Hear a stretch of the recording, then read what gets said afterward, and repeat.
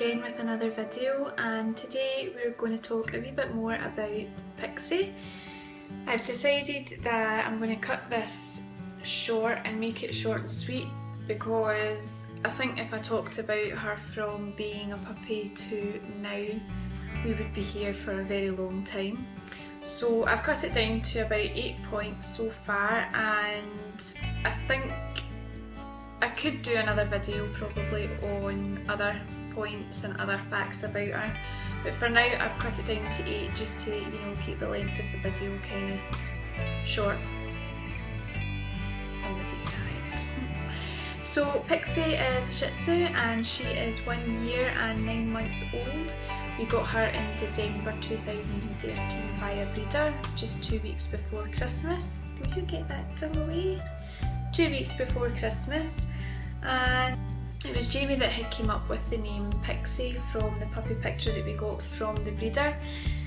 And when we seen the picture, I couldn't really think of another name when he suggested Pixie. She was just a pixie and that was it, so we went with that name. So, and it's well suited her. So at the moment she weighs 6.8 kilograms, which is about 14.9 pounds. She has lost a little weight due to being out with more exercise recently with the nice kind of sunny weather that's been out, so more running around at the park off route and exercise. So we have made a video about Pixies Life so far, then it includes some video clips and some picture images of when she was a puppy right through until now. So I'll include the link down below and you guys can check it out, and it's nice to see, although showing it like that doesn't really explain what Pixie is like, so having some key facts about her is just as interesting as watching the video. So I'll leave the link down below and you can check it out if you want. When we first got her, she was completely black and white, and as you can see now she's not, so her colour has changed. We noticed it had changed the first time we had got her cut short. Her roots were coming in grey when she was a puppy and long haired, but when we got her cut for the first time we noticed she was a completely different dog. So she was full grey, no black, maybe just the tip of her ears were black, and she was like a completely different dog.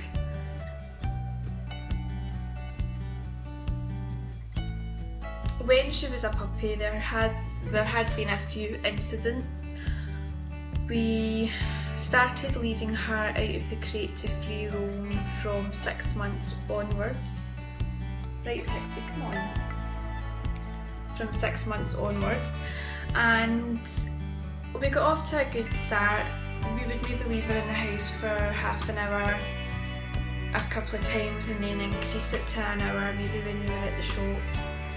And we would come back and the living room would still be in the one piece, but there was one day we came back and I just seen flakes of wood on the floor.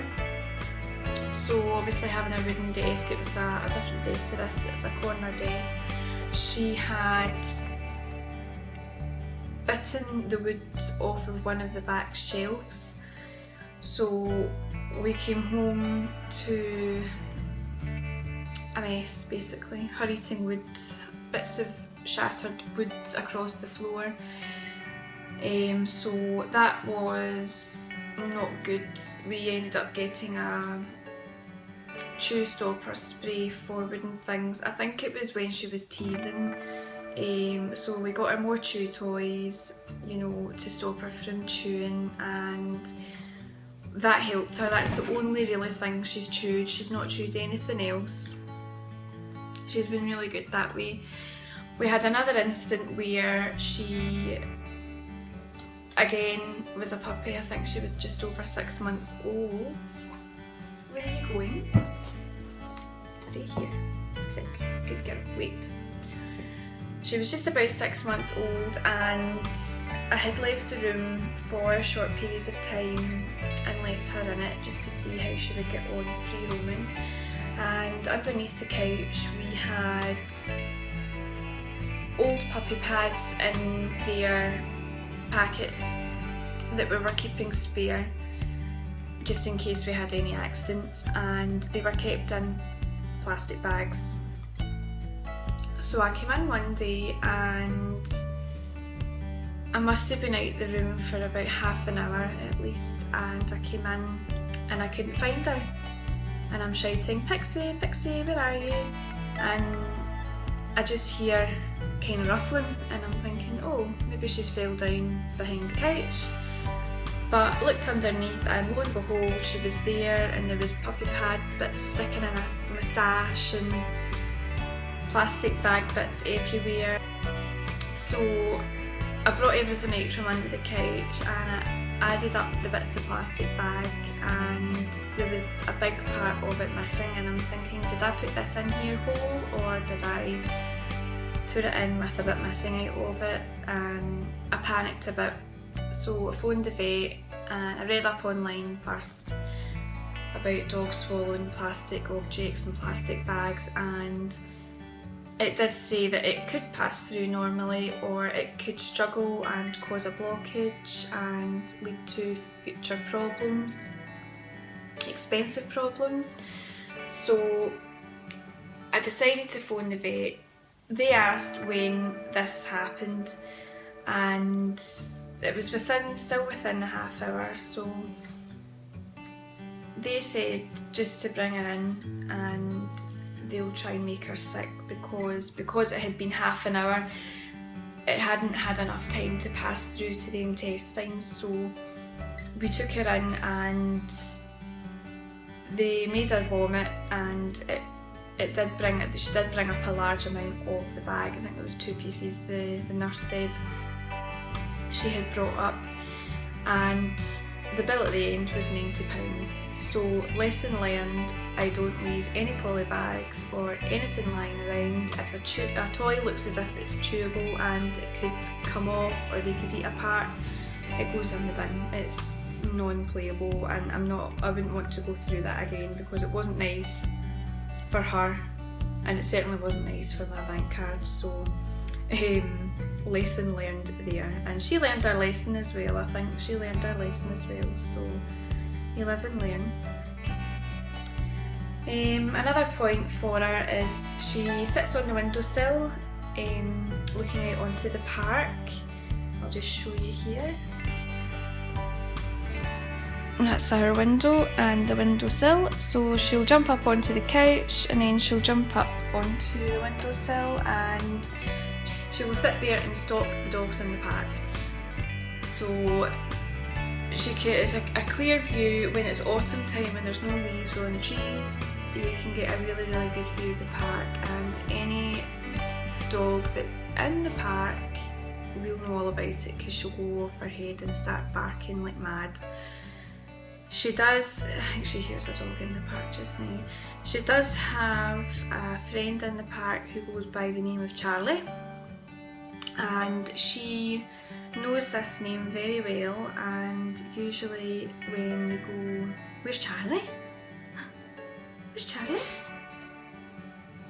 she'll get all excited and look for him. So she'll jump up to the window, start growling, start barking to look for him. So we don't tend to use that expression often, although she's only met the dog once or twice. Charlie's a Cavalier King Charles that goes in the park. We met him once or twice when she was a puppy, and we haven't seen him for a very, very long time. I've not even seen them in the park for a long time, so I just think she's got a wee bit of a crush on him, and she really does catch on to the names rather quickly. So that's her signature spot, that's where she sits. She sits up at the windowsill and looks onto the park and keeps an eye on what's going on. She's very nosy. Another point for her is her food. We recently had her on Royal Canin. She'd been on that since she was a puppy. We put her onto the adult Shih Tzu brand, however that didn't agree with her. She was vomiting on it and wasn't eating her food at all, so we just decided it was time for a change. So we went back onto what she was first on when we first bought her, which was the James Well Beloved. It was between James Well Beloved and Wainwright's. So we went with the James Well Beloved, and as a puppy she tried all 4 flavours. There was turkey, fish, duck and lamb. Lamb didn't agree with her. The fish certainly didn't agree with her. It was too strong for her. She kept vomiting on that. So we tried turkey, bog standard plain turkey, and she was fine on that. And then we moved on to the duck and she really loved that. So her favourite flavour of food is duck. She tends to eat that quicker and better than what she does the turkey. Although we give them a variety in the morning and in the evening, so they'll maybe get turkey for breakfast and duck for dinner. So it's, you know, it's a change in flavour, it's a variety. They're not going to get bored of the one flavour all the time, and she loves it. So it's the best thing we could have done was change her back onto the James Well Beloved, and I'm happy that we've done that. So she's eating really well now. There's been no further vomiting of any kind, so we'll stick to it and we'll see what happens. The last point I'm going to talk about is the main point, and just explains her all over. As some people already know from being on Tumblr and Instagram, Pixie is a very snuggly dog and she loves cuddles. She loves to sit on you, she loves to lie on you, she'll fall asleep on you for 45 minutes and she'll just not care. So as soon as we come in and we sit down, she's immediately on us, giving us kisses, cuddling us, that kind of thing. And then when she calms down, she'll come and sit up next to us, whether it be on her knee or by our side on the couch. She'll just fall asleep, and it's a nice feeling. It's a really nice feeling. She's a very loyal dog. She'll follow you into one room to the next. She comes back when called. It marks her personality as being very close, very loyal. You know, she just loves you so much. And she's falling asleep here. So with those points, I'm going to leave it at that just now, and I do have loads of other things I can talk about Pixie, but we will leave that for another video. I've mentioned some points so far, so I'll discuss more points in another video, and I'm also going to do a review on the food that they're on, which is the James Well Beloved, and how I store their food and how much they get. So if there's any questions or anything like that, leave us a comment down below and I'll answer your questions. Also follow us, we've got Instagram, Twitter, Facebook, Tumblr, you know, so all the links will be down below. And I hope you enjoyed this video and I hope you stay with us, and we'll see you guys later. Bye! Say bye, Pixie! Say bye!